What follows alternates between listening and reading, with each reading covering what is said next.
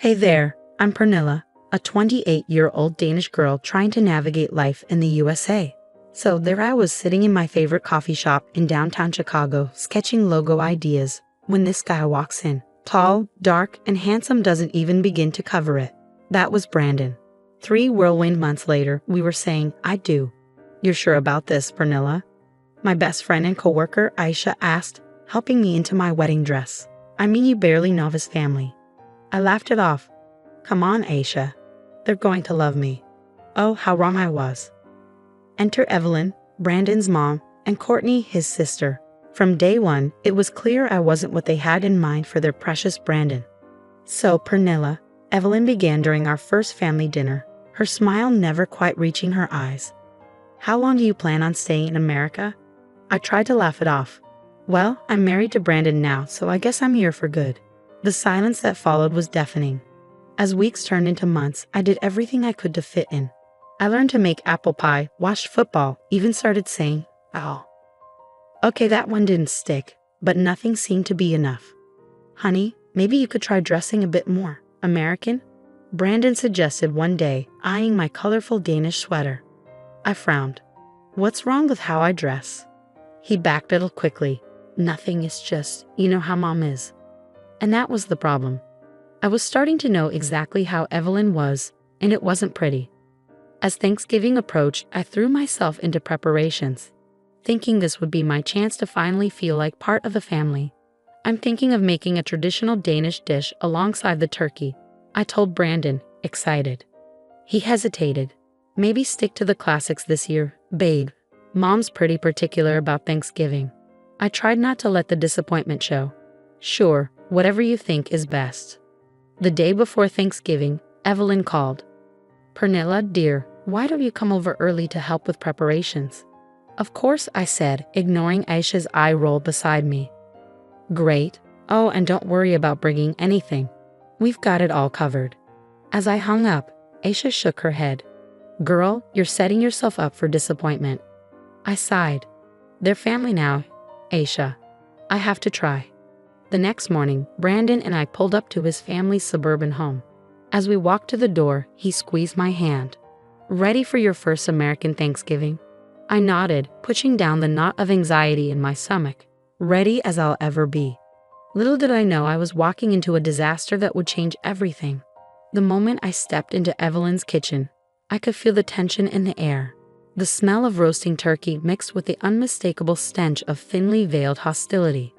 Oh, Pernilla, dear, Evelyn said sweetly, why don't you set the table? The good china is in the cabinet. I nodded, eager to help. But before I could reach for the plates, Courtney swooped in. I've got it, Mom. Pernilla probably doesn't know how we do things here.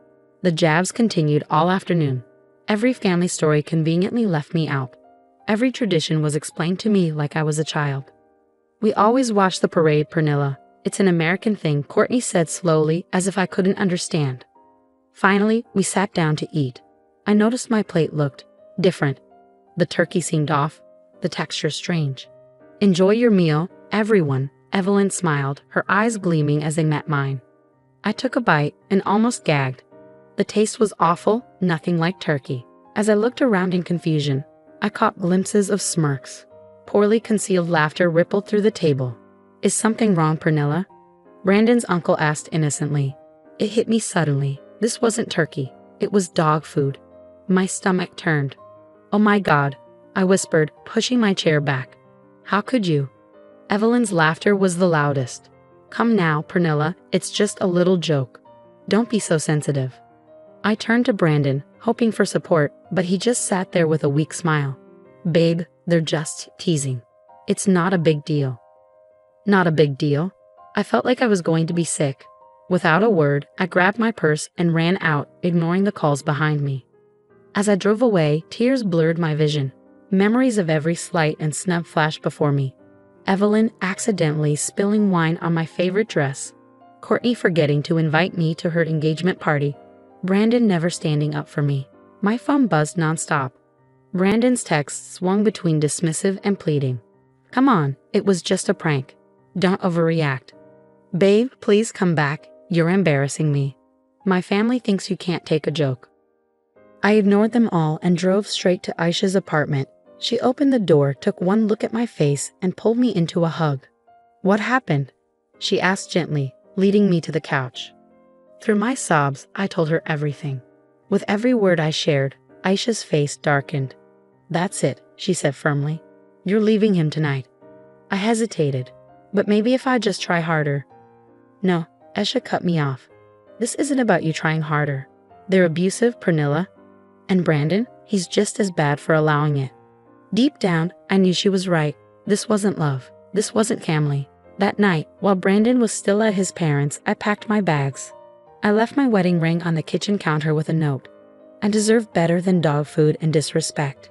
Goodbye, Brandon. The next morning, I filed for divorce. As I signed the papers, a weight lifted off my shoulders. For the first time in months, I could breathe. But as I left the lawyer's office, my phone pinged with a message from Evelyn. "I always knew you weren't good enough for our family. Run back to Denmark, little girl." I stared at the screen, a new emotion rising in my chest. This wasn't over, not by a long shot. If they wanted to play games, fine. They were about to learn that this Danish girl could bite back. The weeks following Thanksgiving were a blur of tears, anger, and paperwork. I threw myself into work, grateful for the distraction. One day, my boss noticed my distress and approached me. "Pernilla, is everything okay? You seem different." I broke down, spilling the whole ugly story. To my surprise, she was incredibly supportive. "Take all the time you need. We've got your back here." Meanwhile, Brandon swung between begging for reconciliation and lashing out. "Baby, please, it was just a stupid prank. We can work this out," he pleaded one day. The next, it was, "You're being ridiculous. My family's right. You're too sensitive for your own good." His family, however, was consistent in their attacks. Rumors spread through our social circle, labeling me as a gold digger and culturally incompatible. Aisha, bless her, stood by me like a fortress. "Ignore those snakes. You're better off without them." She introduced me to her friend Mark, a divorce lawyer with kind eyes and a no-nonsense attitude. "What they did was emotional abuse, Pernilla," he said during our first meeting. "We're going to make sure you come out of this okay." One sleepless night, I started writing, pouring my experiences into a blog post. To my shock, it went viral overnight. Comments flooded in. "This happened to me too. You're so brave for speaking out." I thought I was alone in dealing with toxic in-laws. Suddenly, I had a platform. People were listening, sharing their own stories of family abuse and cultural insensitivity. Brandon's family, predictably, tried to discredit me. "She's exaggerating for attention," Courtney posted on social media. It was just a harmless joke. But their attempts backfired. More people came forward, including Brandon's ex-girlfriend. "They did similar things to me," she wrote. "The emotional manipulation, the jokes that went too far. It's a pattern with them." With Aisha and Mark's help, I compiled these stories, building a case that went beyond just my experience. "Pernilla," Mark said one evening, reviewing the evidence, "I think it's time to go public with all of this." I hesitated. What if they sue me for defamation? Aisha squeezed my hand. "Let them try. Truth is the best defense, and girl, you've got truth in spades." As I prepared my story for a major online publication, I felt a mix of fear and determination.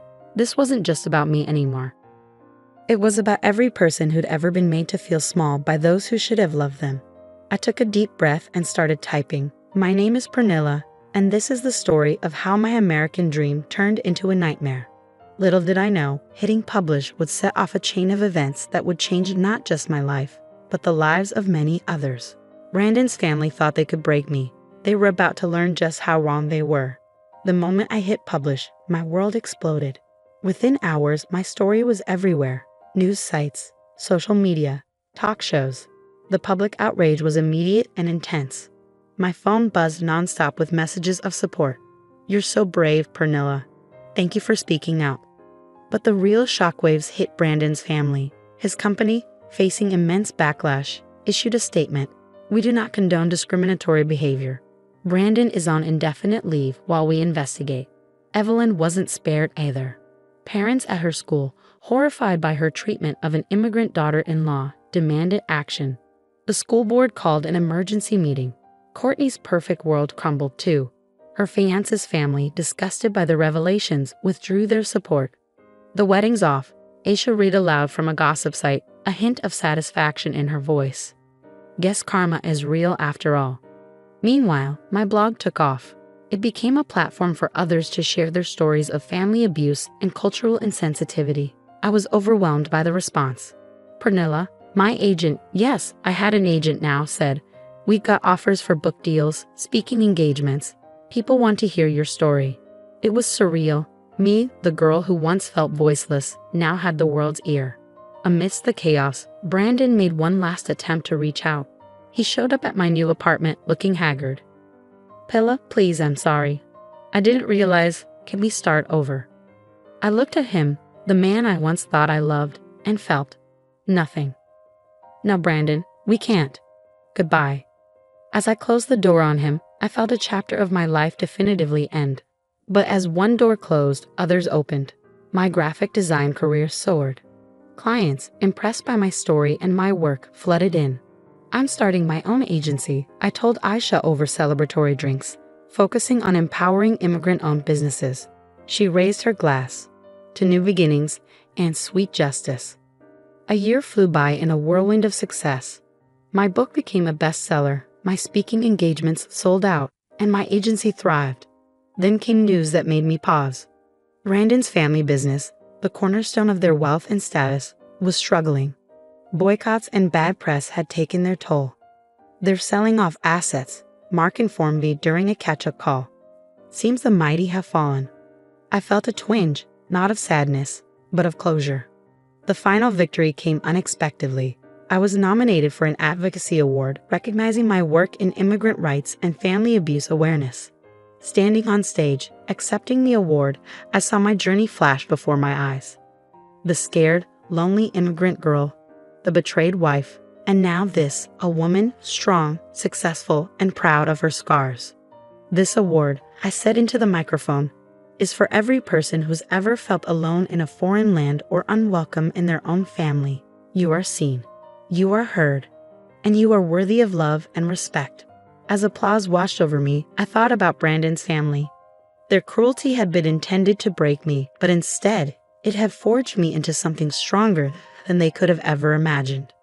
I left the stage, award in hand, ready to write the next chapter of my life, on my own terms, in my own words, with the strength of my experiences behind me.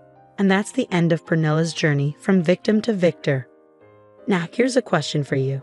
Was Pernilla justified in publicly exposing Brandon's family, or did she go too far in her pursuit of justice? Where's the line between standing up for yourself and seeking revenge? Share your thoughts in the comments below.